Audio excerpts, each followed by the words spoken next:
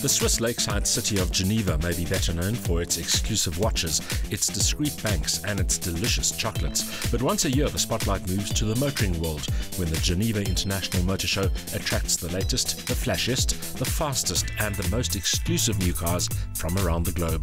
The 2017 show was no different. This was the 87th edition of the Geneva Motor Show, and there were some real head-turners, but the real stars were the cars.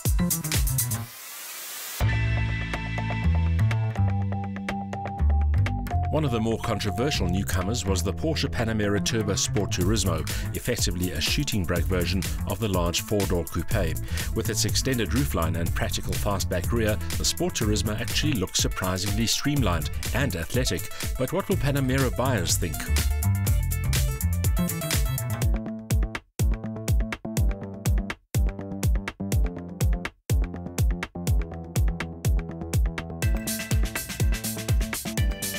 It may be a concept car, but Bentley's EXP12 Speed 6 appears to stick to the brand's usual combination of effortless performance and peerless luxury. What is different is the all-electric drivetrain, a Bentley first. Promising a 500-kilometer range, the concept is meant to gauge public reaction before the company decides on a production version.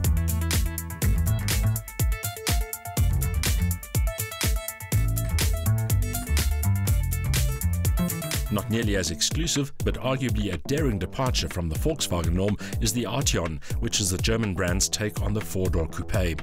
The new car's front treatment is refreshingly bold. It replaces the lackluster CC and offers loads of luxury in a streamlined fastback design with a large tailgate.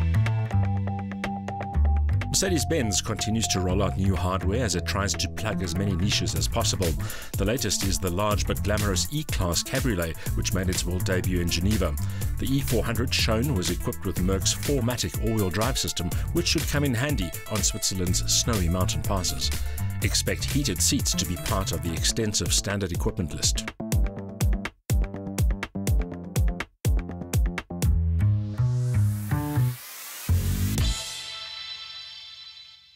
Not all the new cars were luxurious or fancy though.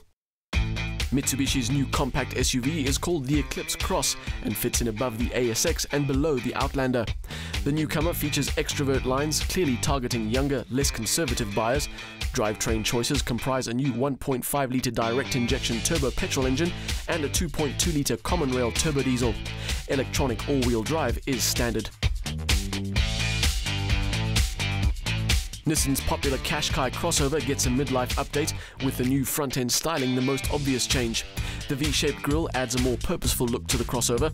The rear tail lights are also new, while the interior appointments have been upgraded and now reflect a stronger emphasis on quality. European models also benefit from new active safety systems.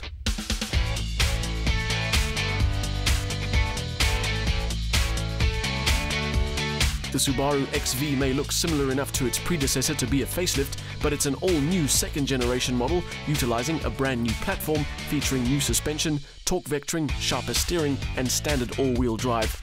Flat-4 engines continue the Subaru tradition, as does a 7-speed CVT gearbox. Safety benefits from a raft of clever assistance systems. The XV is due in South Africa later this year. The Geneva show also had its share of small cars, which are strong sellers across Europe. Making a crowd-pleasing entrance was the all-new Suzuki Swift.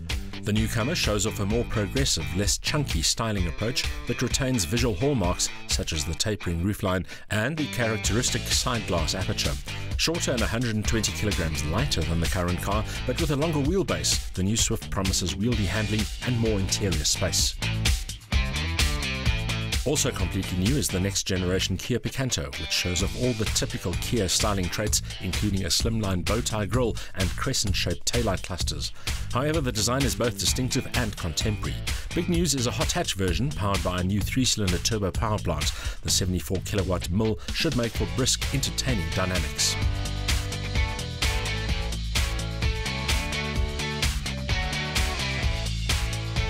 Toyota also seems set to follow the pocket rocket route with a Yaris GRMN, which celebrates the brand's return to world rallying with an outrageous package that cranks out 155 kilowatt from a 1.8-litre turbo engine. The entire Yaris range gets a mild facelift inside and out, including revised aerodynamics and a cockpit with new instruments and a touchscreen. Let's hope the hottest Yaris yet makes it to our shores. We've yet to see the all-new Hyundai i30 here, but in Europe, where estate cars continue to be popular, there's already a station wagon version of the hatch. It shares the new i30's underpinnings, but gets a body stretched by 25 centimeters to boost luggage space and interior comfort. The result is a boot capacity of more than 600 litres. The cockpit execution is classy and comfortable too. Estates may be popular, but SUVs are rapidly gaining ground. Range Rover has filled the gap between the Evoque and the Range Rover Sport with an all-new model dubbed the Velar. Only 50mm shorter than the imposing Sport, the Velar is based on Jaguar's F-Pace. Power comes from an extensive choice of drivetrains spanning petrol and diesel engines, while all-wheel drive, terrain response and a maximum ride height of up to 251mm ensure impressive all-terrain capability. Volvo's new model onslaught continued at Geneva with the official reveal of the all-new XC60. Predictably, the new SUV draws some of its aesthetic inspiration from the bigger XC90, but thankfully also retains its sportier, somewhat more dynamic character. The drivetrains on offer make full use of Volvo's modular 4-cylinder petrol and diesel engines. With the current XC60 almost a top seller in Europe, the new version should strengthen the Swedish marque's position even further. The radical Jaguar I-Pace may still be a concept car, but the production model won't look all that different when it arrives next year. While it draws some visual inspiration from the F-Pace crossover, the electric car is more athletic. The emphasis is on sporty dynamics and a roomy, user-friendly interior. Power is via 2 electric motors, one for each axle, offering a combined output of 290 kilowatts. With demand for small SUVs still on the rise, the unveiling of the Citroën C Aircross concept comes as no surprise. It previews a C3-based subcompact crossover with keen contemporary looks, low-mounted air bumps like the C4 Cactus, and a raised ride height for off-road driving. Four-wheel drive seems unlikely though. A production version should make its debut a year from now. No motor show would be the same without its quota of supercars. And Geneva didn't disappoint. McLaren's second-generation supercar, badged the 720S, combines reduced weight with dramatic styling, enhanced interior execution, and a new 4-litre twin-turbo V8, good for 530 kilowatts and 770 Newton-meters. The new car catapults from rest to 100 in 2.9 seconds, gets to 200 kilometers an hour in 7.8 seconds, and has a claimed top speed of 341 kilometers an hour. At Mercedes-Benz, the most eagerly awaited performance model was AMG's first ever hybrid, presented here as the GT concept, but expected to become a fully fledged production model. At the same time, the low-slung four-door also previews the next generation CLS. Based on the latest E-Class platform, the hybrid GT concept bristles with tech, starting with a 4-litre bi-turbo V8 rated at 295 kilowatt, linked to an electric motor that boosts max power up to 600 kilowatt. The electric motor can also be used for zero-emissions motoring and offers significant gains in overall efficiency and economy. However, the production model might have to make do with less urge. Power is to all 4 wheels, and rear-wheel steering adds both stability at speed and wieldy maneuverability in low-speed urban driving. The GT concept also celebrates 50 years of AMG. The Ferrari 812 Superfast is said to be Maranello's fastest production model ever. It also debuts a brand new normally aspirated V12 engine rated at 588 kilowatt and a stonking 718 Newton meters. Not surprisingly, the 812 is indeed super fast. Ferrari claims 2.9 seconds for the 0 to 100 dash and 7.9 seconds from 0 to 200. Top speed is a largely academic 340 kilometers an hour.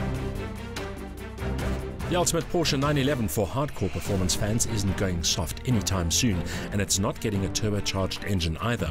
Instead, this updated 911 GT3 is powered by a normally aspirated flat 6mm with a 4-litre capacity, and it retains the option of a good old 6-speed manual gearbox. That big rear wing's downforce is also supposed to help keep things tidy. As for performance, this latest GT3 gets to 100 from rest in 3.6 seconds, while top speed is 320 kilometers an hour.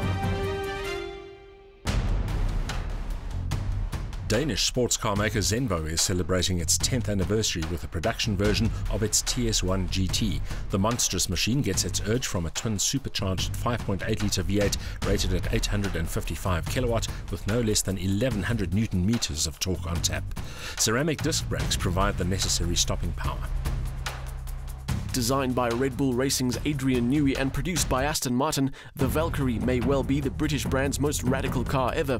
It combines a lightweight carbon fibre monocoque with a new mid-mounted, normally aspirated V12 and a purpose-designed gearbox.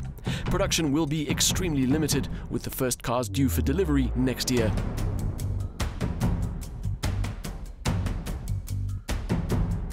Considered the ultimate Lamborghini Huracan, the new Performante features active aerodynamics, while forged carbon fiber technology trims 40 kilograms off the car's curb mass.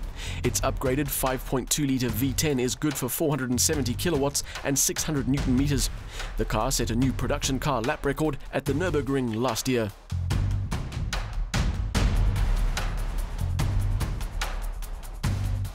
More concept car than hypercar, the all-electric Dendrobium is the brainchild of Singapore-based Vanda Electronics, which built the show car with the assistance of Williams Advanced Engineering.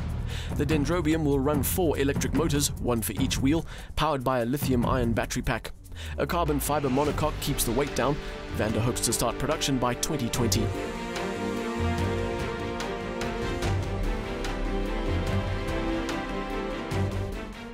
After a 5-year development period, the Alpine A110 sports car finally made its debut in Geneva.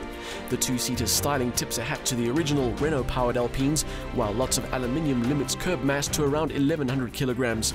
A mid-mounted 1.8-litre turbo engine with 185 kilowatts on tap ensures rapid performance, while the racy interior mixes traditional touches with high-tech appointments. The all-new Honda Civic Type R looks set to be a humdinger of a car. Despite an increase in overall size, it looks aggressive and purposeful, and all those aero bits are actually functional. The 2-litre turbo engine is rated at 235 kilowatts and 400 Newton meters, while a stiffer chassis, a 20mm lower ride height, adjustable dampers and 20-inch wheels all conspire to offer even grippier, tauter handling than the previous model.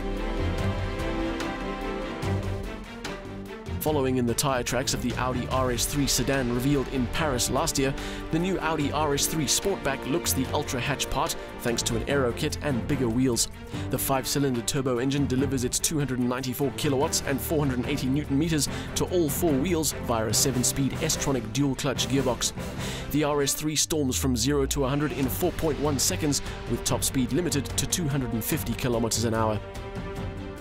With a dazzling array of new models, exciting concepts, dramatic supercars and advanced technology, the 87th Geneva Motor Show proved just why it remains an annual motoring highlight.